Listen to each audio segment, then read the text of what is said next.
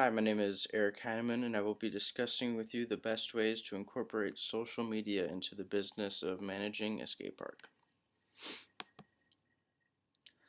For those who are unfamiliar with skate parks, they are where skateboarders, inline rollerbladers, BMX riders, and many more extreme sports fanatics go to practice their tricks on the ramps, rails, and halfpipes that are located in the park.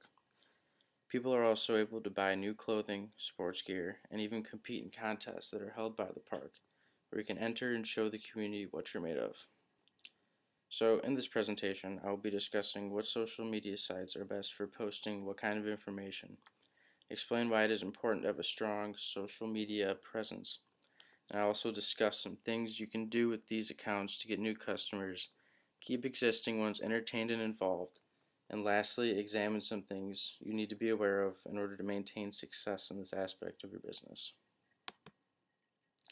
First things first, if you're going to want to create a social media page on all the major platforms that are used in today's world.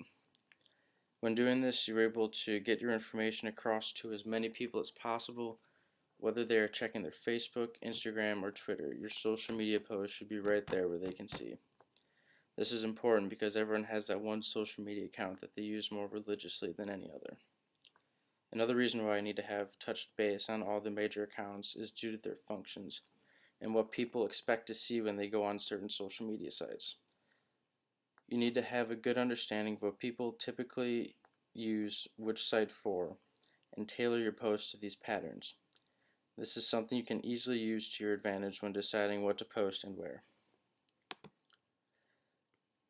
When you're using your social media sites, your main goal is to create an interactive social media family. When you have a skate park, you are in one set location.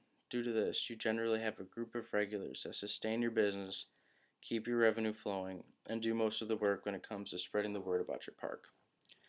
It is for this reason that you want to get these individuals as involved as possible when it comes to things like using hashtags that link people to your accounts and retweeting and sharing the things you post in order to reach a much larger audience. You will accomplish this by creating a social media family between you and your regular customers. One way to create this that I have seen firsthand is to go out and get to know these people that are coming in regularly. Once you get to be friends with these people, see what kind of tricks or what lines that they're working on, and videotape them doing this and post them to your social media sites with them tagged in it. This is where knowing your audience comes in, because if you were ever a serious skateboarder, BMX rider, or anything else, you will know that nothing will get you more excited than a company showing your tricks or giving you personal exposure to potentially get a sponsorship or some sort of advertising deal. And to sum this idea up, if you use your social media sites to help give these individuals some limelight, then in return others will notice what you're doing and want a piece of the action. This in return puts publicity on your establishment and gets a bunch of people actively visiting your pages. This also gets a ton of people eager to come to your skate park in hopes of getting some of this publicity.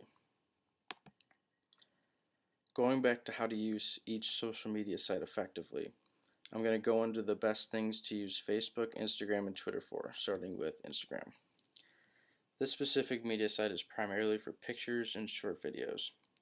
Having said this, the best way to use this, in my opinion, is to post pictures of new additions to the park and the people using them, given that you tag them in it and show how much fun they're having skating on it.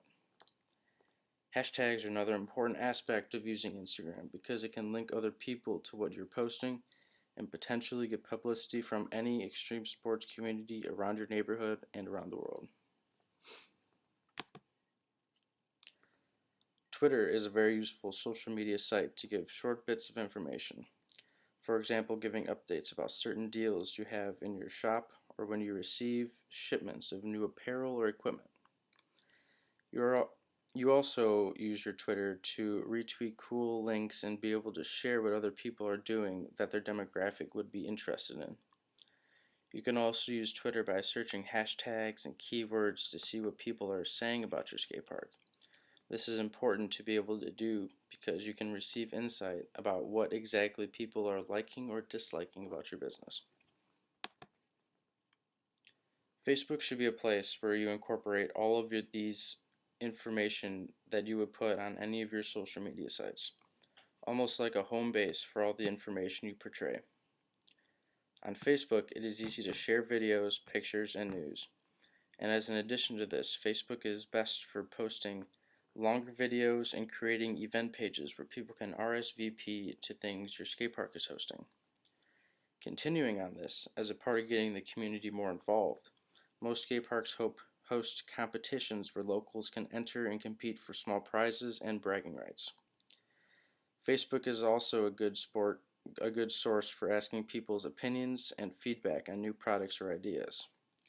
It is much easier and more organized for people to respond to things due to there not being any character limits like Twitter has, or Instagram, where the comment section really isn't ideal for giving a descriptive response you would most likely be looking for. You're going to want to link all of your social media sites together as well.